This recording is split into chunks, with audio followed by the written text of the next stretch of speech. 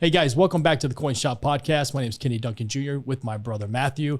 Today we have a Houston legend on the podcast today. How it happened, I can't tell you. I don't even know myself. It's been a whirlwind, but we have Rudy Tomjanovich in our studio today, and we are more than excited. Mr. Tomjanovich, Rudy T, welcome. It's really good to be here, guys. Yeah, this is cool. This is almost a little bit of a surreal moment, but I'm not going to fanboy. I'm not going to freak out. I'm going to be okay. I'm going to take some deep breaths. But it is awesome. Even after our last conversation, which we were all at, we were out and man, we just talked for hours and hours and hours. And I kept reminding myself, don't talk about basketball, but it's kind of impossible to do so. Right. It's been a big part of my life. So one of the things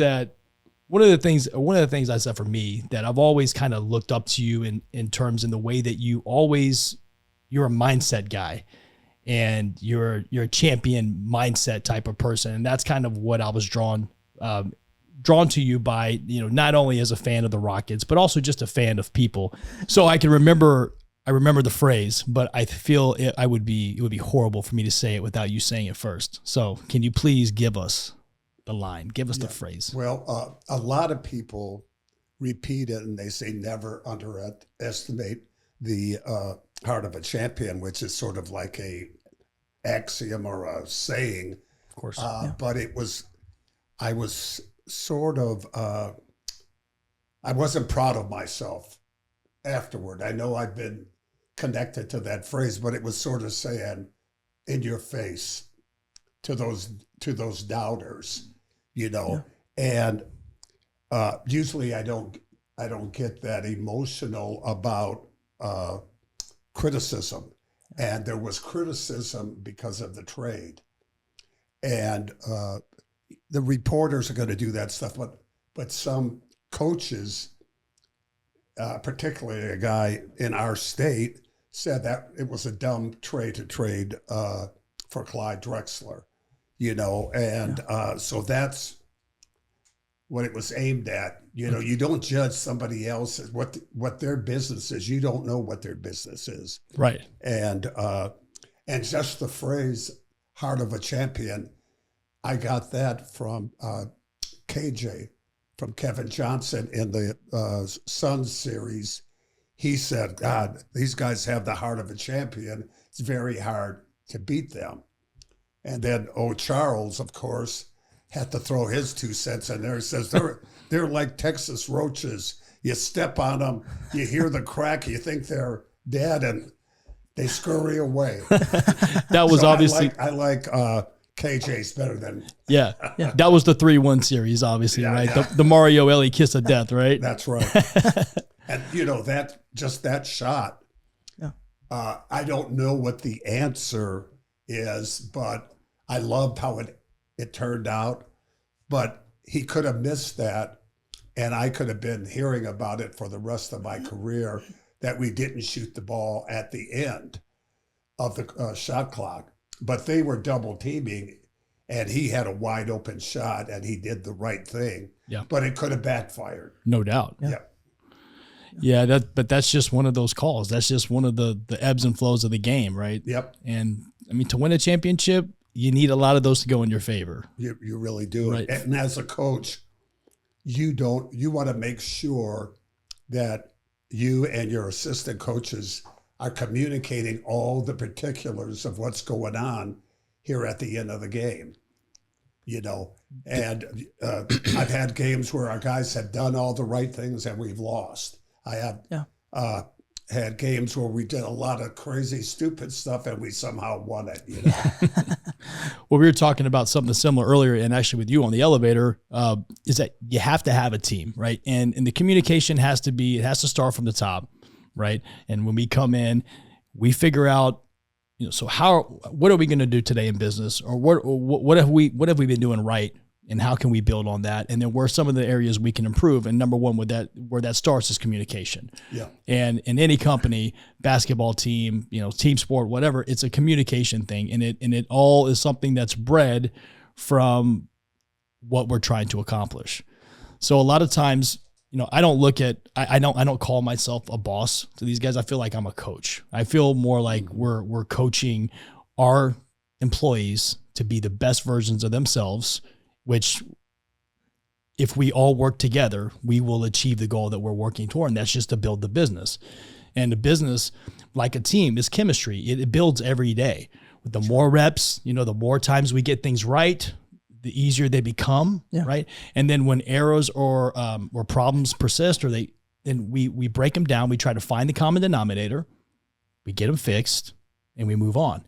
And it's a daily process, right? It's something that never ends. Like growth is something that just continues to pick up steam, and I love what happens when you have a positive mindset behind it, and you've got some people that buy into that positivity and doing the next right things, accountability and all those things. And what happens? The championships or a great business, and it's just, it's exciting. It really is. And I agree 100% the way you described it, the situation. That's the kind of coach I wanted to be. There's no way in the world I could have been the old drill sergeant guy. Yeah. That's just not me. And what coach was a drill sergeant? What coach, like if we could just off the top of your head, about Bill Fitch. Okay. Bill Fitch was a tough disciplinarian type guy and good guy, but he did it in a certain way where I don't want to threaten my players to do things the right way. I want to convince them to do things what we value. Like, what we value might be something that somebody else doesn't value. Right. It's similar. Maybe that we don't leave guys in the corner for 3-pointers. Yeah. Or just a certain philosophy. And what's so great is, as a coach, you come in and you're like a blank canvas. You really don't even know. I didn't know exactly. I had some ideas on what I wanted to do as a coach. And everybody would say, we're going to run them off the court. We're going to get great shots. And of course, we want to do all those things. But do you have the personnel to get it done? And so I always try to run my teams. It was dependent on who the players were. I wasn't going to have that same cookie cutter play. Now, some of them are going to be similar, but players are different. Some guys have different areas of the court that they like. So right. At least that's what I think a coach should do for his team. And I think that players, they appreciate that you put in the time to look at their assets, their positives and their negatives. And I would say, and people have told me this, a lot of coaches, if you ask them about their players, they will tell you things they can't do. That's sort of, the negative first. Yeah. And I would be, well, this is what he could do. This is why I'm excited about him. Here's the upside. Yeah. Right. And there's nobody that doesn't have a downside. Of course. And you try to stay away from those. You try to have the things that you put in as a system fit what you have. So you don't want a guy like Hakeem, although he can do this, you don't want him doubling way out on the floor. Right. You want him closer to the basket, right. to protect. He's the guardian of the rim. Right. But some people will have their center jumping out on those pick and rolls and scrambling all over the place, Tends to leave a big gap underneath the basket. Sure does, especially when they're as good as Hakeem was for us. That's really, so you kind of made sense of something that I've been personally battling with. I believe I can speak for both of us and say, as we've been building this business over the last 12 years, it comes down to, is it philosophy or is it system, right? Or is it philosophy then the system? Because you said it perfectly. A job role isn't for everyone. Everyone has a place, but not necessarily. So say, for instance, right now we're having some counter issues. We need some help on the counter. it's not like I can just go find a person who can come jump in, fill in, who's serviceable to buy numismatics and bullion and gold, silver, and whatever else. It's really hard to do that. Yeah. And we've been having, with one of our growing pains is personnel, is how do we find the right people to do the right job? And a lot of times what we end up doing is taking someone who you're taking a point guard and letting them play center. Yeah. You have the body, you're grateful to have the body, they're the warm body, but maybe they're not capable of doing. Yeah. And a lot of times we keep telling them, well, you can do it. You can do it. We know you can do it. You can do it. And we're trying to pump them up to do it. We're giving them all, but sometimes it's just not capable. Yeah. You just can't dunk. I'm sorry. I'm 6 foot and I can't dunk. I need some help. Right? I want to help. I want to dunk, but I can't. Right. So what do you, when you come in and when you look at a team, or let's just go back here, but was it your philosophy? It's like, I'm going to implement the philosophy first and then it's the system, or? Well, it's sort of grows on its own. I remember we will have about 50 things on our board before the season. And we want to make sure that we cover every little thing before the season starts. And it's pretty amazing how many things we cover, from jump balls to what do you do in an emergency situation when you're trapped in a corner and you have no more timeouts, right? And things to do like that, right? This fouling people at the end of the game type stuff. And there's a right way to do it too, and you just look. What can go wrong will go wrong. Right. Like when we had Yao Ming, very intelligent player, always wants to do the right thing. So we're in a situation with Utah where we're up by 3 and they have a last second side out of bounds. So I've seen too many of Stockton making these last second shots. Right. I says, we're fouling. We're going to foul right away. Well, that was a good direction, but it wasn't to the point. We wanted to foul anybody so they shoot the two things. Well, Yao Ming's man went all the way out to half court. He got the ball. He wasn't going to shoot it, so he's thinking, let the clock run down. Right. Yeah. And he didn't foul. He threw it to the out of bounds guy who made the 3, and we lost it overtime. But that was not his fault completely, because the directive wasn't right to the point. We wanted a foul, but he was using common sense. But there's certain times. So I learned from that situation to be more clear. Huh. Yeah. Yeah. And I'm guilty of it even today. I gave some directive earlier and, something kind of backfired, and I couldn't help but blame myself, because although I felt like I was clear at the time, when I really look back at it, I could have been a little bit more descriptive, and we probably wouldn't have had the issue that we had. Now, granted, it wasn't a major issue, but right now we're trying to figure out and just continue to build good team chemistry, right? That's just truly, we're trying to get everybody acclimated to their role and build chemistry with each other, learn to trust each other. When you hand something off and you've done your part, now you're giving it to the next person to finish and do their part. There's trust there. That's so that you can mentally let go and move on to the next thing. And because there has been some history of things not getting done, the new people that we brought in to do the job are so gung-ho on finishing these tasks as they get them that production has slowed down a little bit because it's taken more time to punch stuff out. Sure. Right. So these are growing pains. So when you and I were talking about the podcast at dinner, this was more along those lines of stuff I wanted to hear about from you, was that, you've had to take, I don't know, I won't get into whether you had decisions on personnel or not, but you basically, here's the team, this is the team that y'all put together. Now let's go win some basketball games. There's a lot of learning. Like, tell me a little bit about how do you know when chemistry is starting to be built? Like what's the what's the main indicator or a few indicators to you where you're like, okay, we're in rhythm. We're starting to get there. I think there's some obvious things, when that ball's popping around and guys are making shots, you're getting layups and, those things are obvious. But, and this is where analytics comes in. And, to the old school guys, analytics is like a dirty word, and they, for some reason, they think you're giving up your soul or something.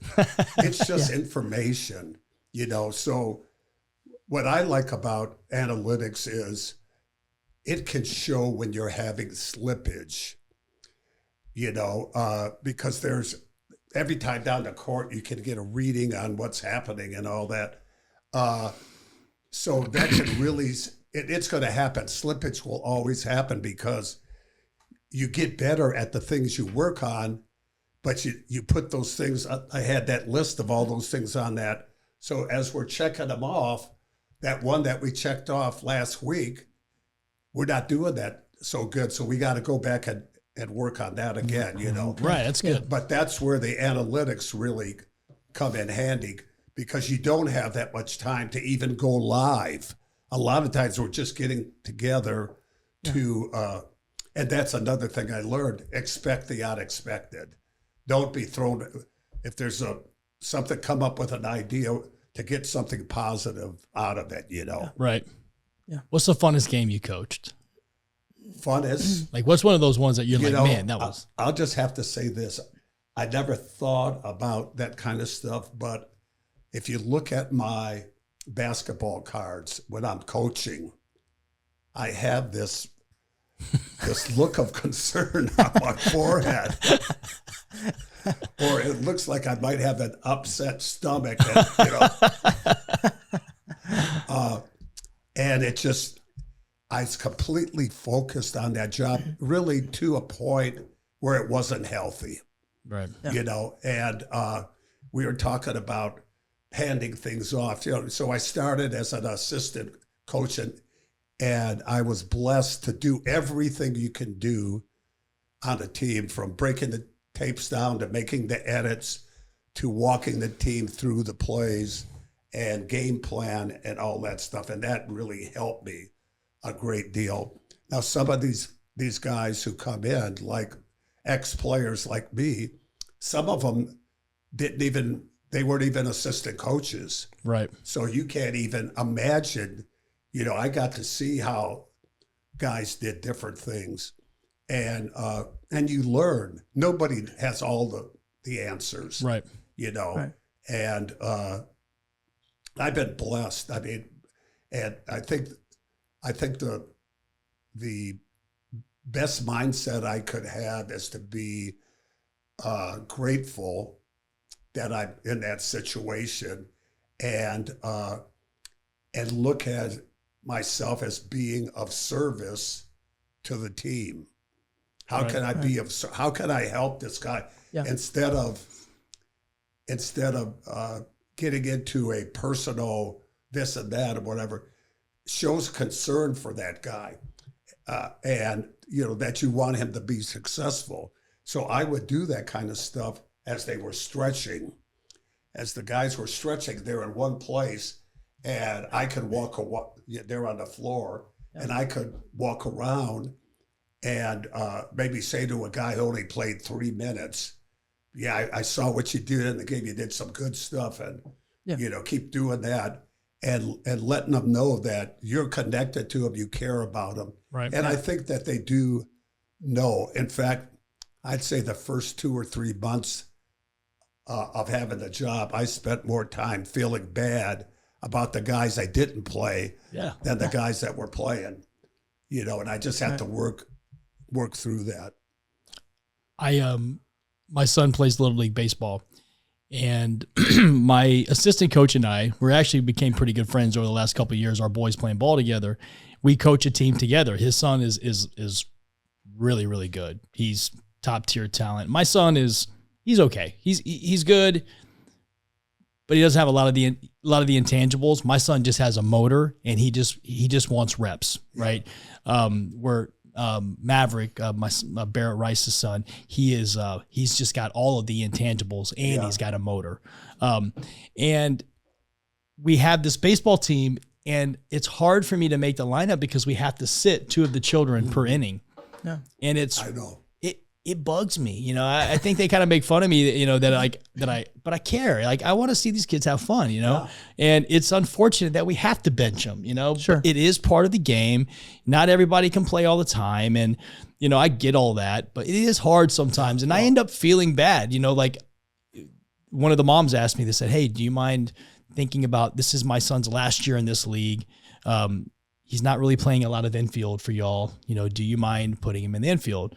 So I started him at third base on Sunday when we got routed. By the way, good luck. I mean, congratulations to the Giants. They embarrassed us. And he was horrible.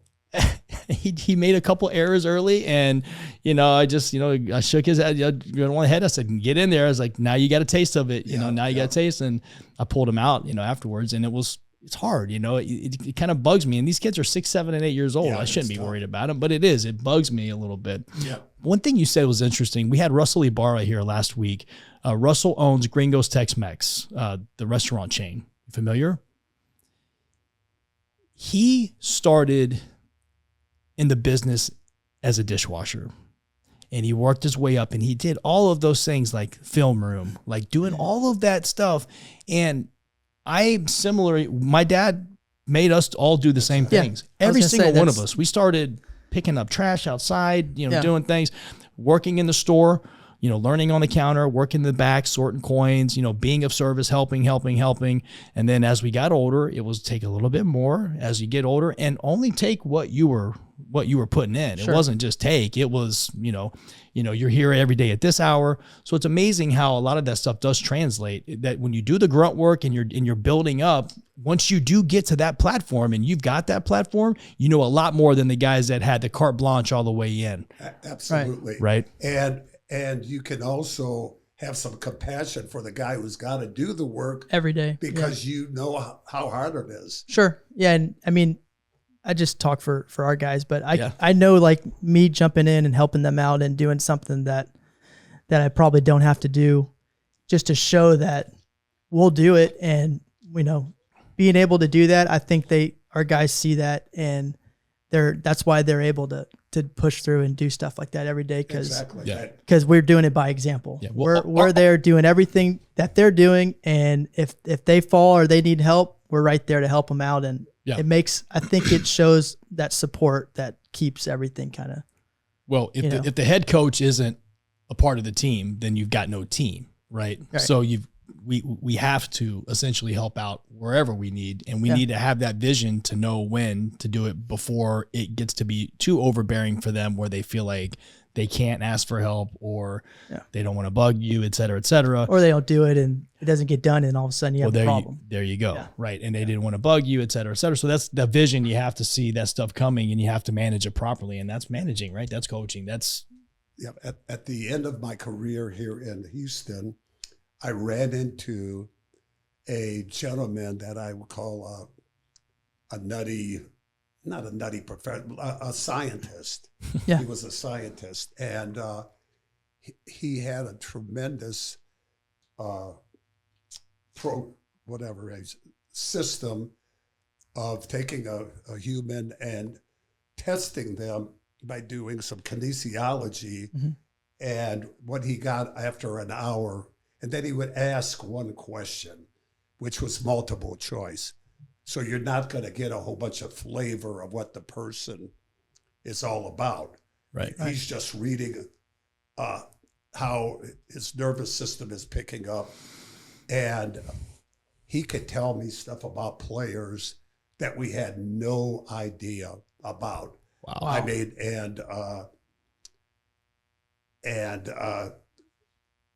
you know, it was like I had 2 assistant coaches who came from the same city. And I just asked them something very innocent, and that's, I'm going to call you tonight. Yeah. One coach had a wonderful day. This is what it's all about. He needs me, and I can't wait till 8 o'clock. Well, the other guy was like, holy, what in the heck does he want? Why do I have to wait the whole damn day? So he had a horrible day, and he was, but I didn't know that about him until he had tested them. Oh, wow. And, I had one guy that I had to convince my players to go into this guy. It had to be a volunteer thing. You can't force them. Yeah. And I says, I really think it'll help our relationship. And Catino says, man, I'll give him 5 minutes. I'll give him 5 minutes. Oh, my God. 2 hours later, they came out. They were in an embrace. He's hugging the guy. This guy knows me. This guy knows me. That's awesome. And it was pretty amazing. That is amazing. So the key to Catino was, he's a lot like me. He's kinesthetic. And this guy directed me, is before you give him information, set him. And by doing that is just put your hand around his forearm firmly with him. Now, if you do that to me, I'll follow you wherever you want me to go. Yeah. I love that feeling. Yeah. Now, we had a guy like Larry Smith, who's a big, strong assistant coach. Yeah. If I grabbed him like that, he'd body slam. Yeah, I was gonna say Larry's a big old boy. Yeah, but for Larry Smith to get to him, it was like this. The touch would be like that. Oh, wow. And how the hell would I know that? Wow. Right. Yeah, you're not going to go softly touching out Larry Smith for no reason. So there were 2 or 3 guys that had to be, you had to look them in the eyes when you're giving them the instructions, and all that. And there was another guy that don't look at his eyes because he's gonna shut off. Oh, wow. So then I said, well, how the heck do I do that? He said, point out at the court. Put your arm on him and point out to the court. And I did that. Oh, wow. Yeah. Wow. And I had another one. See, I thought that I wouldn't remember any of this stuff. And here it is. 20 years later, I remember what the things were. Yeah. So there was one guy that was sabotaged himself mentally. Yeah. And when I saw his eyes looking out into the horizon, I said, he's thinking too much. Yeah. And we had a key. We had a word, and the word was pizza.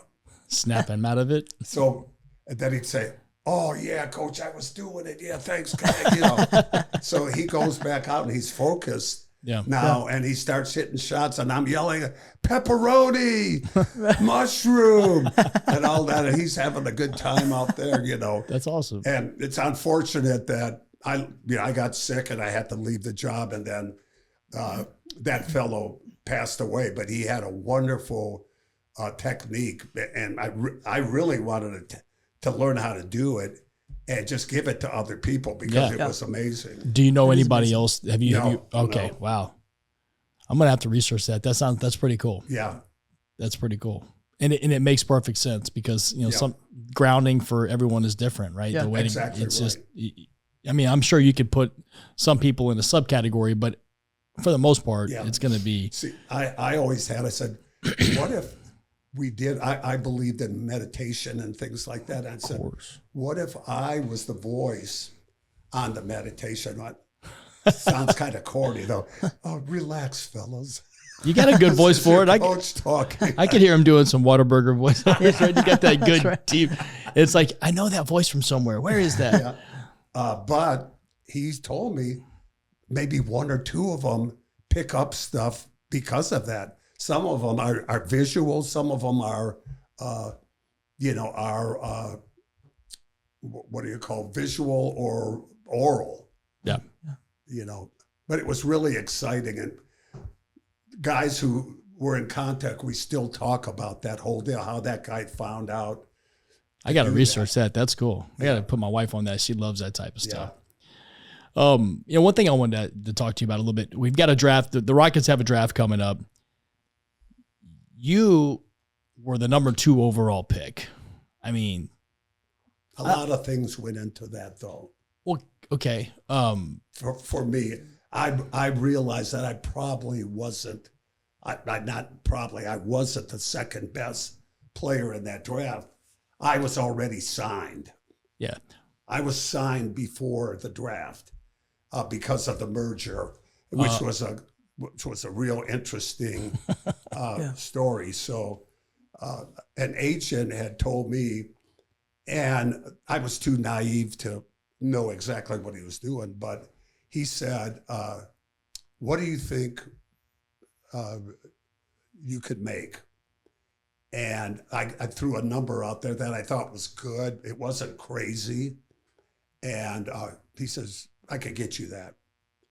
And then he made a couple other comments. And one of them was, I was going to get married. And he says, why are you getting married? He said, there were some stewardesses over there. And he says, you're going to give up all that kind of stuff? And I didn't like, I says, if this guy was really thinking about me, he'd be thinking about, your long-term future, mental health. And stuff. So I went and I told my dad about that. And my father didn't know anything about basketball or finance and all that. So he went to the coach, and the coach got some corporation lawyers to go to New York and talk to, the NBA and the ABA. And so I go to meet the NBA in the top floor of Madison Square Garden Towers. And I meet one of the pioneers, Eddie Gottlieb, who coached the 76ers and all, a great gentleman and all that, treated me with great respect. And then we went to the ABA, which was in a tenement house in the basement.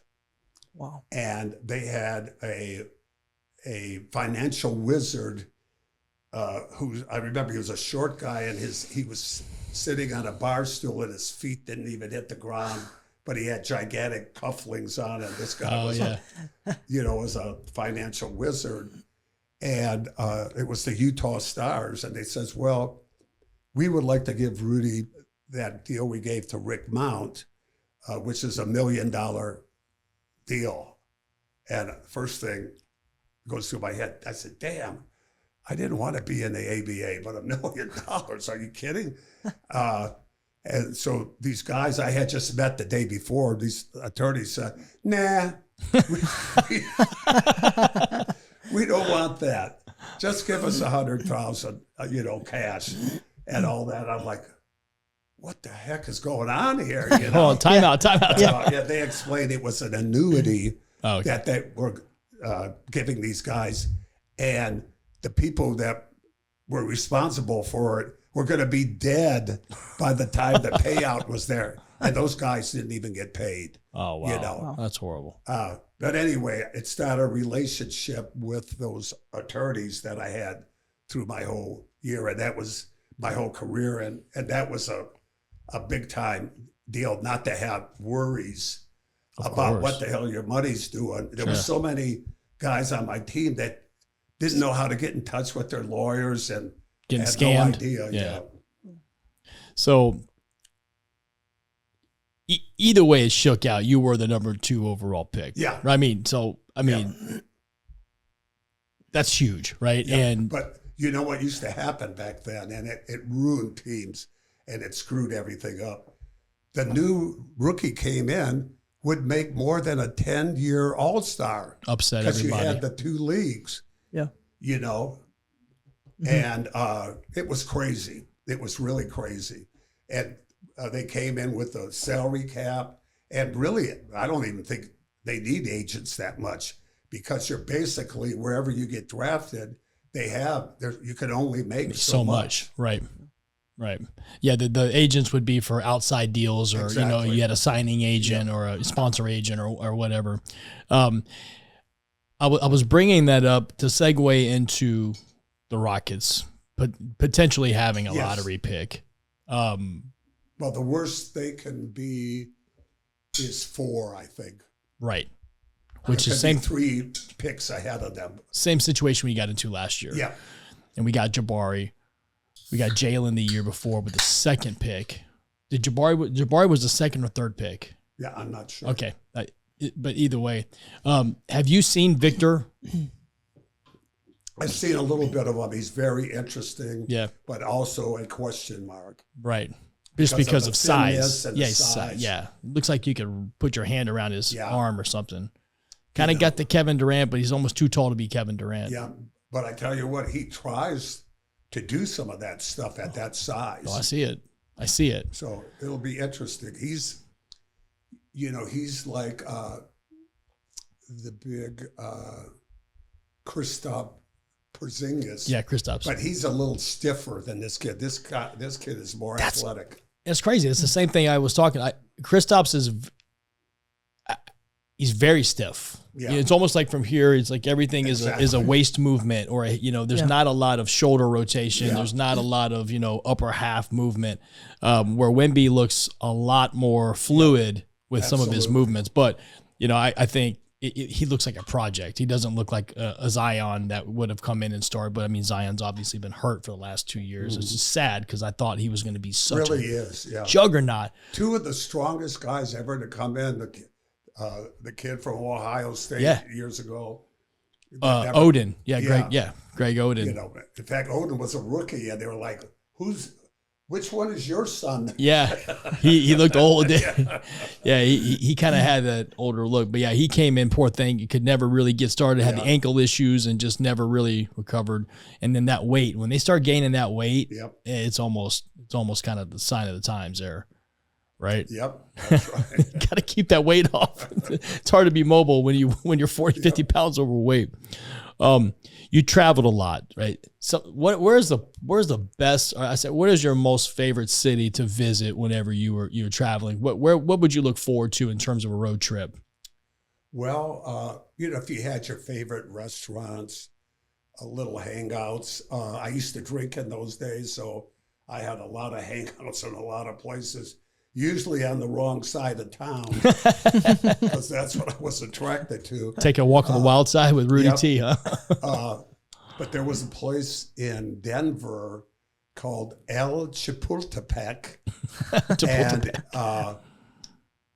And the guy who ran it was the luckiest guy in the world because they built the baseball stadium right across the street. Oh, good for him. And he struggled. That's it was awesome. an old blues place. Good for him. And this guy really, but it was, they had like cheap little tacos and, but once in a while they'd have a little blues band in it. That was pretty cool. Yeah. I wasn't the guy who was in the big ritzy Fern Bar type places. Yeah. I was in the places that had jukeboxes and stuff like that. Right. Yeah. That's cool. What's your favorite city? If you just had to pick one. I mean, I guess you don't have to, but some of these questions are from our social media guys that, so some of the fans that we've asked, they're asking some questions that I probably, could live without, but. Yeah. I like places where I can reunite with friends. Yeah. I remember going to Chicago and got a lot of my college friends to come to the game. And in the first quarter, I get a long offensive rebound that bounced all the way out to the free throw line. And I do a pump fake, and Jerry Sloan is guarding me. I do a pump fake like this, and he staggers back like I ran into him. Oh, no. And the guy called a charge. Flopping. Yeah, and I went, "Are you kidding me?" And then he gave me a technical for us. I said, "Now you give me a technical," and I didn't even touch the guy. Boom, boom. I'm out of the game. All your friends are there? And I wound up in the stands with my friend. Yeah, that would have been, I'd like to see the Vegas prop on that. Oh, God. Rudy T drinking a beer in the stands at the second quarter. I did have that incident in New York where a guy called, "Hey, this is WDBS or whatever. We're calling about, heard you took a fall last night. How you feeling tonight?" Yeah. And I says, I don't think I'm going to play.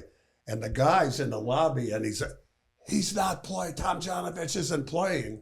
Well, one of my teammates was walking by, And he said, "Hey, who were you on the phone with?" I said, "Some radio guy." He said he wasn't a radio guy. Vegas. He's a gambler. Yeah. Or something. Yeah. And I said, "Oh, shoot." So I told the coach and all that. Anyway, I didn't play. And I'm sure they bet on the other team. Oh, we wow. kicked the crap out of them.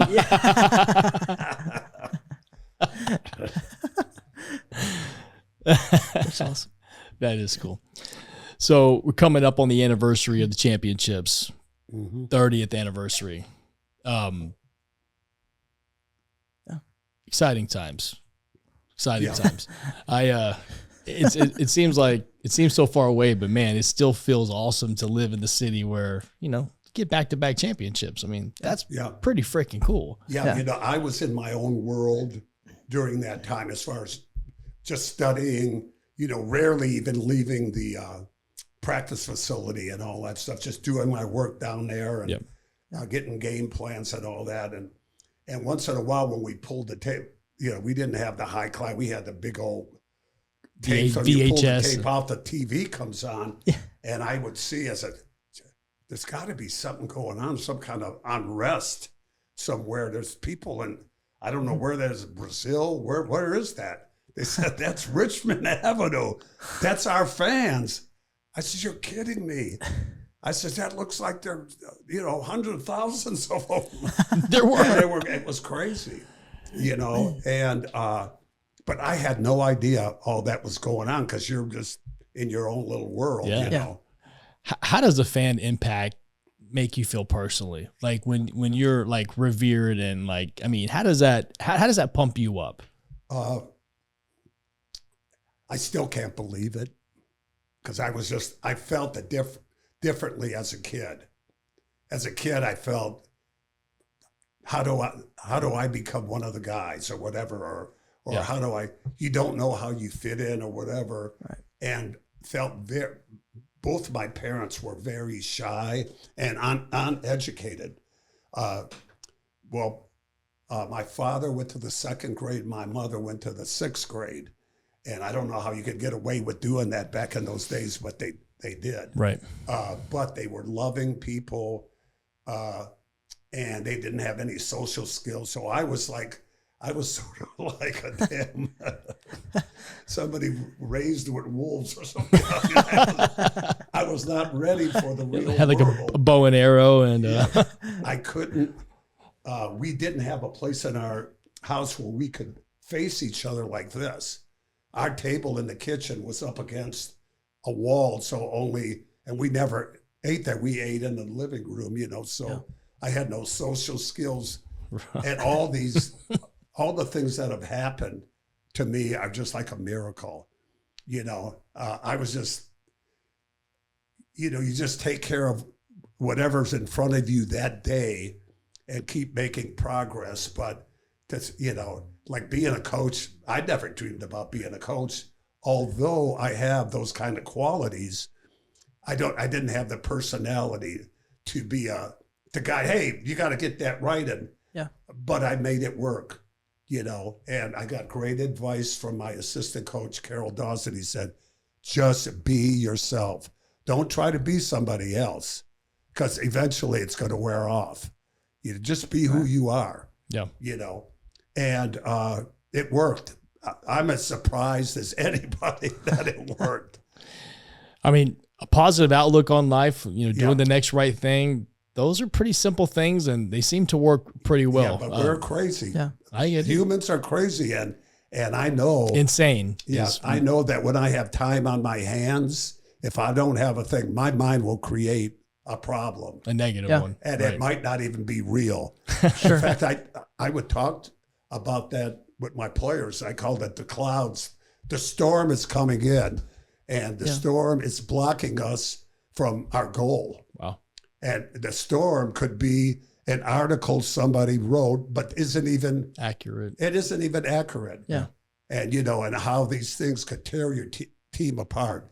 Nobody wants to be the scapegoat. Yeah. Right. No. So you got to know, they got to know that the coach is going to back them up. And I never criticize my players in the press. Right.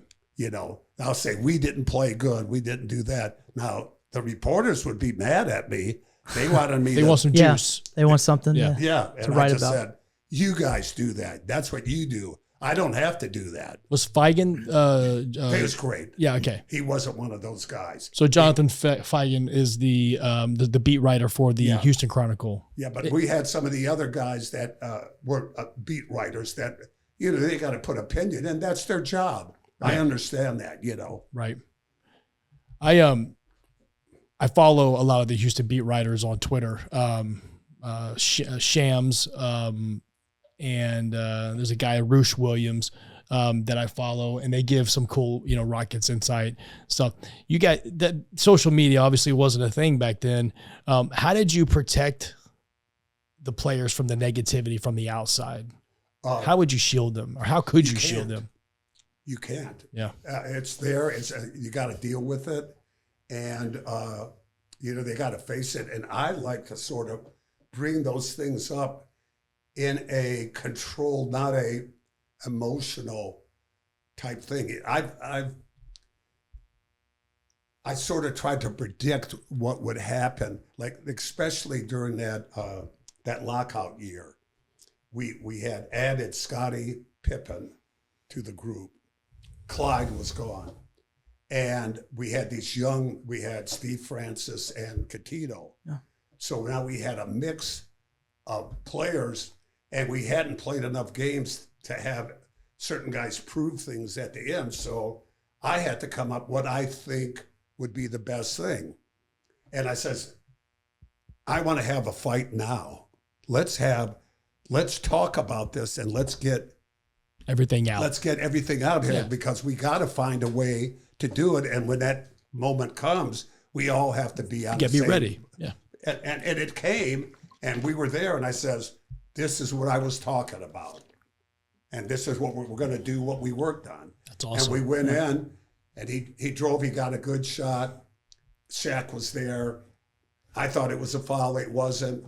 But, now most players would say, yeah, that's what we decided on.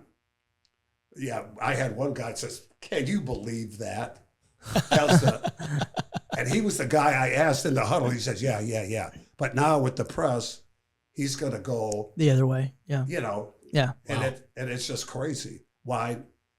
And nobody was blaming him. Right. But he wasn't taking an ounce of the the responsibility. Yeah. Wow. That's right. Yeah, that's pretty important. No response when I see it in our business when people won't just take, because a lot of times they make it a lot worse than it is. It's like let's just figure out the issue. Let's just make amends and let's move on. We don't need to drag it out for 5 or 6 days. And what's tough about sports is that you're in the public eye, right? And any kind of correction type stuff, I do not like to be corrected, right. But I don't think I would. Yeah, I'd pout. I'd probably pout. But some guys can't take it at all. No way. Right. And you got to find a way to do it. And some of it, we were talking about that with a good coach who allowed a player to take bad shots. Now, so the guy's a smart guy, and he says, well, here's the deal.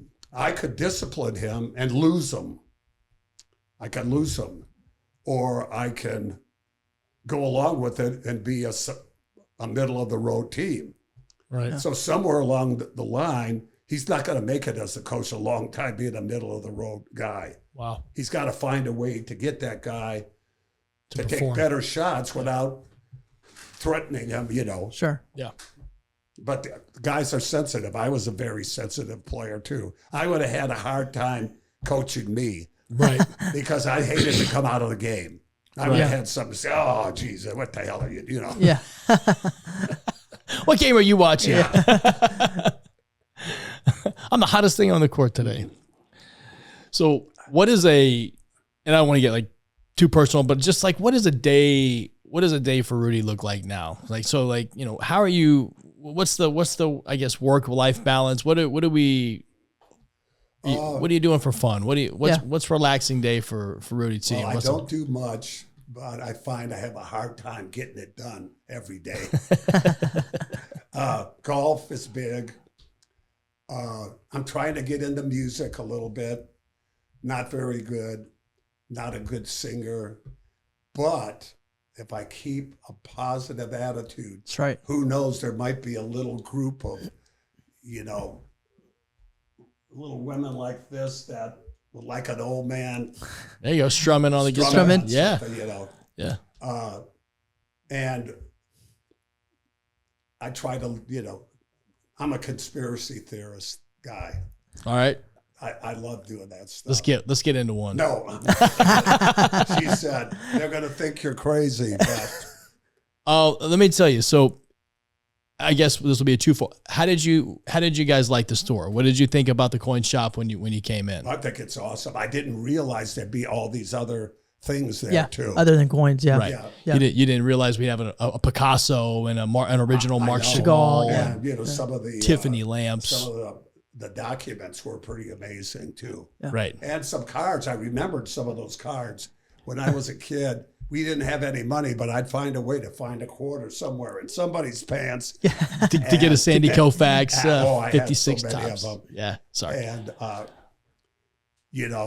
I used to actually play a game with my baseball cards when I was a kid. In fact, any backyard I saw, I would see a stadium in the backyard. I did have I don't know if I told you guys about my background in baseball.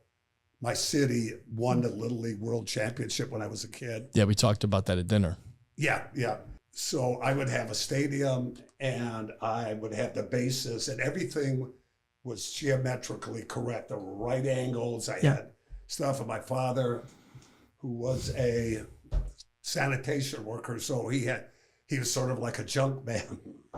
And we had junk all over our yard. So I would use these boards, screens. You know how a stadium would have the screen and then the bullpen back there? Yeah. I would have all this in my backyard.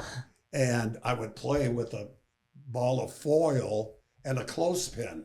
Oh, wow. And I would pitch the ball and I would hit. And you have to have the right amount of tension in that thing. So you didn't want it too hard where you're going to hit Pop it over. Yeah. So my father sees me and he's looking at it like, what the heck are you doing out there? And I says, I'm playing a game of baseball, And he said, I see that. He said, well, let me ask you a question. Why, you're using your imagination, why do you have to pick up the cards out there and then bring them back in and then put the other cards out there? He says, you're using your imagination. I said, Dad, they're the real guy. Yeah. They're the guy. That's the player. Yeah. Anyway, I started using his technique, she just leaving them out there. And stuff. Use your imagination, but it was more fun to use the player. But I was a little bit nuts, and people would hear me. I'd be in the backyard and I would announce the game, but I also did the crowd. I did the crowd's noise too. So there was a... The crowd's going wild. In fact, Lisa was watching the game last night. I said, what the hell's that noise? I said, that's the crowd. Well, I used to do that by myself. Yeah. That's awesome. What you saw some of the sports memorabilia stuff, and it's funny that we had the Rudy T signed basketball, and it wasn't even a prop. It was actually there. Yeah. Do you have any cool sports memorabilia, like something, top, something that you would like to tell us or maybe share with us that would be cool? Like what's your favorite, like maybe sports artifact that you've collected over? Well, I got one that I wasn't real happy about, but I think it's interesting. I was at a golf tournament and I was warming up on the practice tee, and this gentleman next to me said, "You're doing it all wrong. You're doing it so wrong." And I thought I was hitting it really good. I was like, I'm really ready for this thing. Yeah. Warmed up. Yeah. So anyway, I find out, I says, man, I was on the practice tee and this guy just, He said, you know who that is? I said, no, he's an ass. He's an ass. It's Al Geiberger. Oh, that's the guy that shot the 59. Oh, So later, I played horrible. I don't know if it had to do with what he said to me, but I blamed him for it. Yeah. Helped with the mindset. So after the tournament, he came over and autographed the golf ball for me. And I thought that was very nice of him to do. But so I went outside and I teed that son of a bitch up and I knocked it.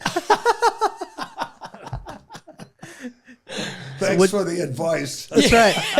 4. I did this one right. Yeah, see if this smacks you up the 59 head right there. That's hilarious. So does that mean you're not going to tell me about the cool stuff you had?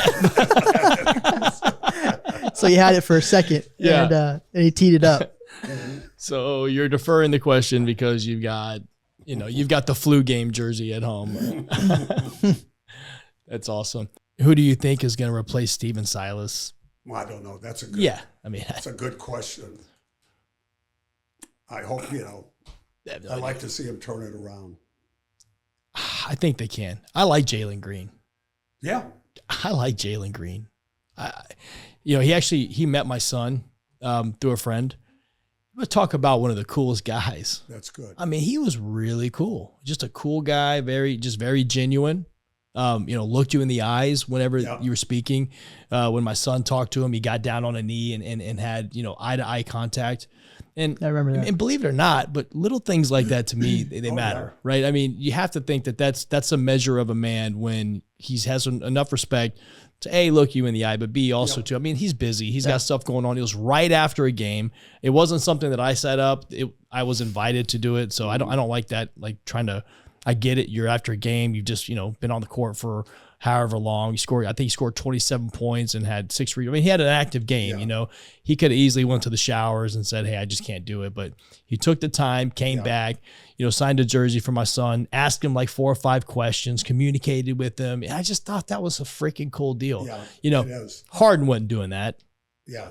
Sorry, but he wasn't, right? Yeah, as a kid, when those guys won that championship, they got to go to a Tiger game. And my cousin took me. And we got there early, and I remember Ted Klaczewski, the big, strong first baseman for the Chicago White Sox, called me over and handed me a ball before the game. Oh, cool! And these bullies, I was just a little kid. These bullies came over and took it from me. So I haven't had luck with memorabilia.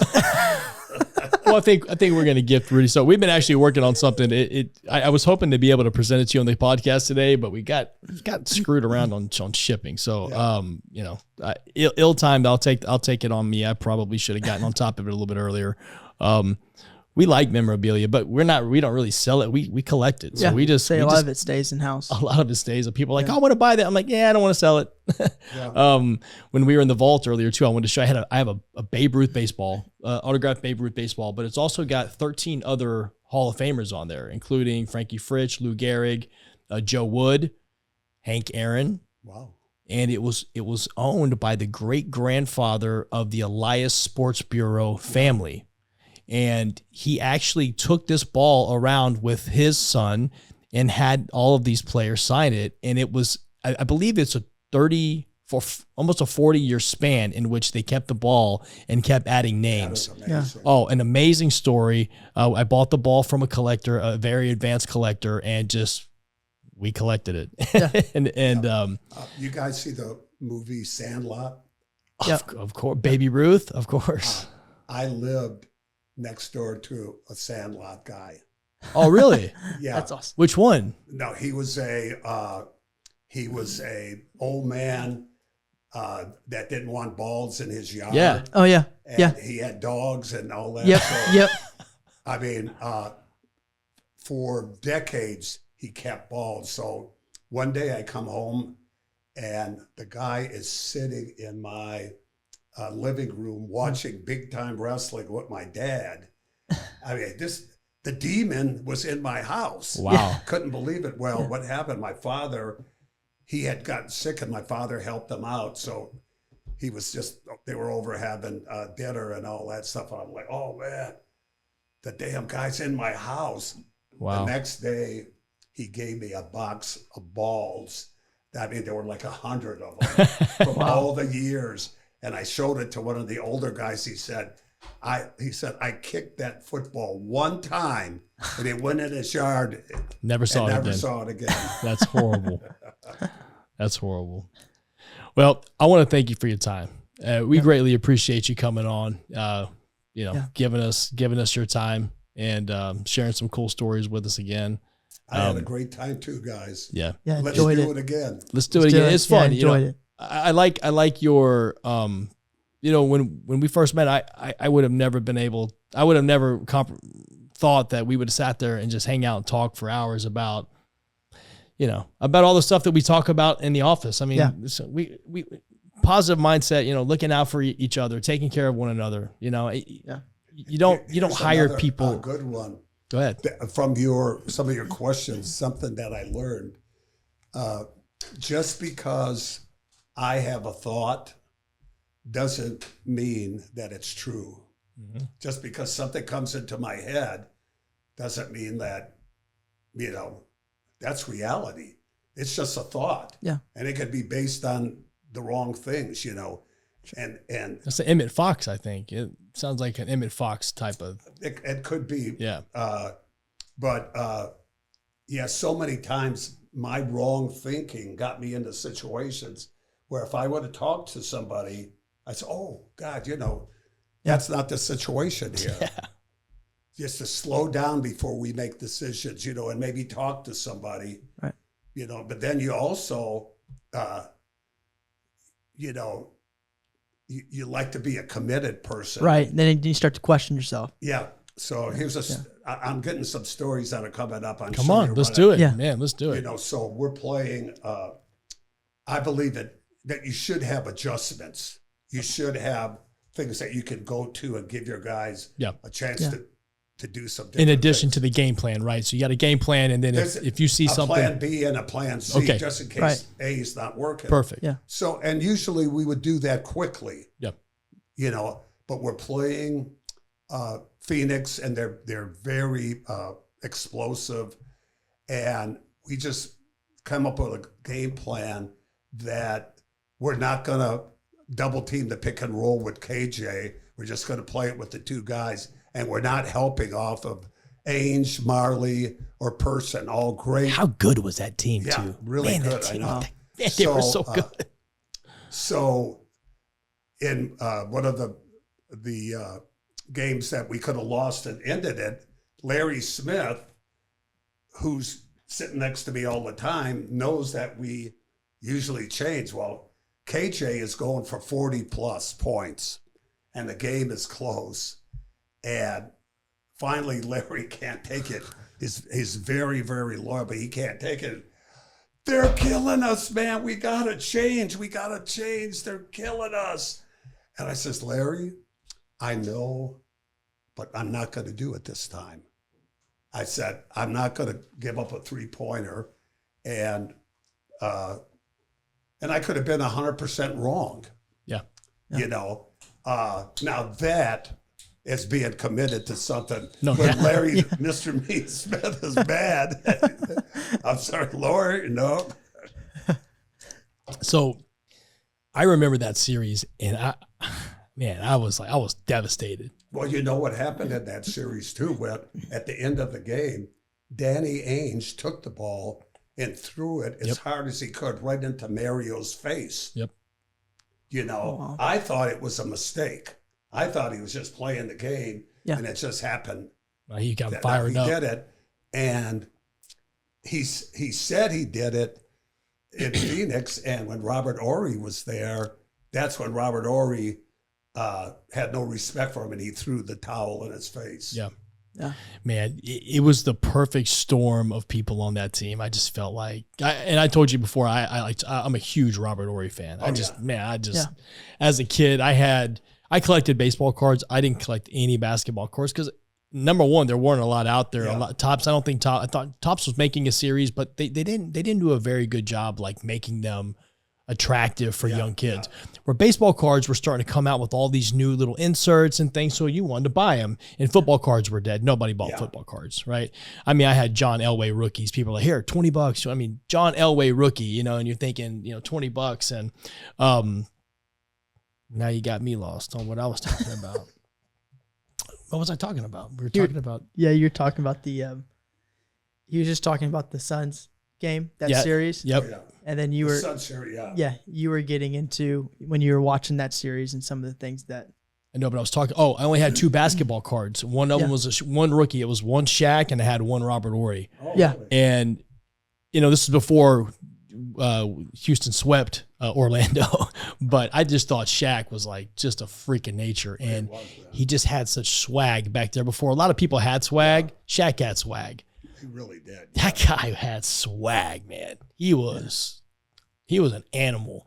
And I remember, because I was living in Florida at the time. I was not an Orlando Magic fan at all. And matter of fact, I'm in the panhandle of Florida. Nobody cared about basketball at all. It was not a thing. Destin, right? Oh yeah, sorry. I was Fort Walton Beach actually, but right there. Well, a smaller town, Mariester, which is. Yeah, I know that. Okay. So, a graduate of Mariester Elementary School. All right. And that series, it just changed my whole perception on like teamwork and like, hey man, this stuff happens. Because before that, 3-1 coming down from 3-1, now it's happened a few times, but before then it was unheard of. Yeah. You know, I don't know if it was the first in that series. I feel like it was. It was, right? Okay. And that Mario Elie shot, and then all of a sudden the emergence of Robert Horry, and then Akeem was just untouchable. And, just like, I was like, oh man. So that was really when we made that change, and it was because Robert was so good on defense, especially the way Barkley would try to do it. Right. But then it started us in more of a small ball offense. Right. And everybody says, oh, yeah, Rudy started it when he did that and all that. It wasn't that I had a vision. I liked small ball, but it was just to put Robert on Barkley. Yeah. Dude, Robert Horry. Yeah. Man, he was such a stud. The second, so a little bit of basketball. Okay, sorry. So you guys, when you get the W, you beat New York. I was so happy just because John Starks and all that. And I was just so happy to see those guys get put to sleep. And I was never a Patrick Ewing fan because I was just Akeem's one of my all-time favorite athletes. Actually, human beings. He's just a nice guy. He is. I told you I standed in line at Sharpstown Mall to meet you. Akeem, Larry Smith was there. A few other assistants. And I think it was like Chucky Brown and who was Pete? Chilcutt. Yeah, Chilcutt.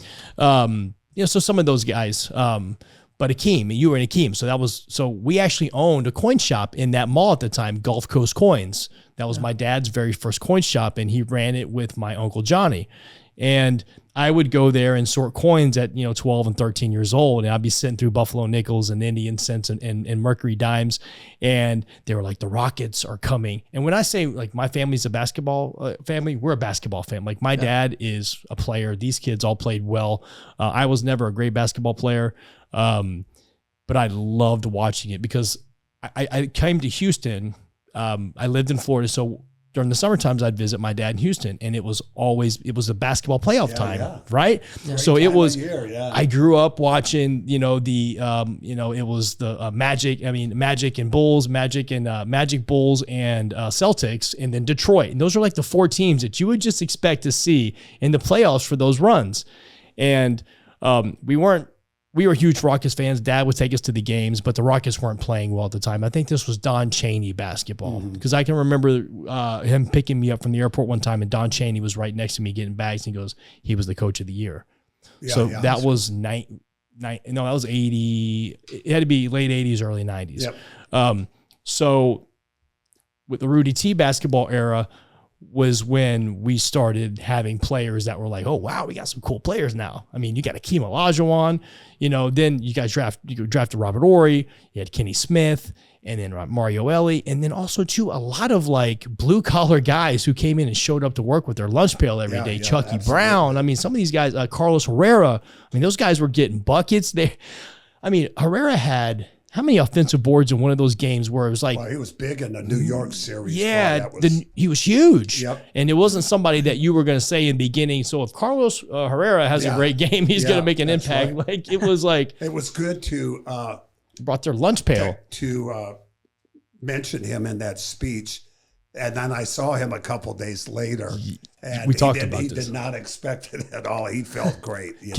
So I know that story because we talked about it at dinner, but I thought it was such a cool story. Do you mind sharing just a little bit about that with our audience? Because that was an awesome story. About the speech. So about when you mentioned him in the speech. Yeah. Well, I mentioned the two guys that I thought... This is your Hall of Fame speech, by the way. Speech. Yeah. So Hall of Fame, Rudy Tomjanovich. Yeah. Okay, so the two guys that, in case you didn't know, had it kind of tough were Kenny Smith and Otis Thorpe, and because I had Sam Cassell, I liked Kenny Smith's game, and I thought he fit very well with Akeem with his spot shooting, but I liked Sam stuff, so you can't play them all the time, you know. So Sam would be my closer. Now, what's ironic is in that big game, the biggest shot, I think, to really put the Rockets in a situation where we weren't just a fluke. We did it 2 years. Yeah. I don't know if we win that series if we don't win that first game against Orlando. Orlando was a very good team, so talented. They were so hot, but I think that because they were so young, who knows what they said in the locker room. They could have made us bigger than life, because Shaq has said many times he thinks he gave Akeem too much respect at that time. And didn't come in as a killer trying to bury him. And I remember telling their coach that I said, hey, I know this was a lot closer than 4-0. Of course. They had the lead in, I think, three of those games in the fourth quarter. So Nick Anderson, you had a lot of great role players. You had Shaq, right? Yeah. But there were some close games. And obviously you were the head coach. So I can't tell you anything, but just from my vantage point and being a long time ago, Akeem was just on a whole nother level back then, man. And Clyde also, they had some gigantic games in that. Yeah, that Clyde series. Clyde was awesome, dude. Yeah. Clyde is such a class act too. Yep. Any other like cool stories that right there at the top of your head that you just want to unleash just on the Coin Shop podcast? Right? Well, again, I'm going to close out. Yeah. We had a great time. I seriously, honestly, I did too. Thank you very, very, very, very much, man. That was such a great time and such a great opportunity. Thanks for giving it to us. Yep. All right. Thanks. Guys, hey, thank you so much for tuning into the Coin Shop podcast. We did just do a straight interview here with Rudy T today. We will follow up with some more stuff that's going on in the Coin Shop and overall in numismatics. There's a lot of good things coming up, a lot of good things to be excited for. Check us out at uscoinsandjewelry.com. Thank you guys for listening. Thank you so much for your support, and we'll talk to you soon. Thanks. All right. That was awesome. Yeah, it's in the can. That's right. That's right. Let's get a little... Lisa, that's get the in there. quietest